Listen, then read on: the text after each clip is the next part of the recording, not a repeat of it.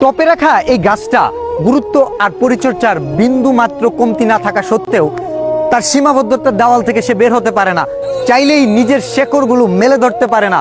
তার একটা বড় কারণ, এই শেকড় তাকে আবদ্ধ করে ফেলছে, কমফোর্ট জোন থেকে সে বেরোতে পারছে না।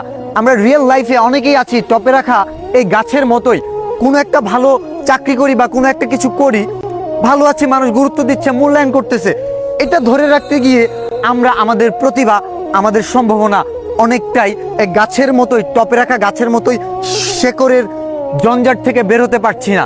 চাইলে নিজেকে মেলে ধরা সম্ভব না যতক্ষণ পর্যন্ত আমাদের নিজের ভেতরে ওই মানসিকতা তৈরি করতে না পারবো। আমরা অনেকেই জানি না টপে রাখা এই গাছটার মতোই আমরা অনেকেই আছি, এই গাছেরও সম্ভাবনা আছে তার বিশালতা ছড়ানোর, এই গাছও সম্ভাবনা আছে বটবৃক্ষের মতো অনেক মানুষকে ছায়াতলে আশ্রয় দেওয়ার, অনেক মানুষকে উপকৃত করার।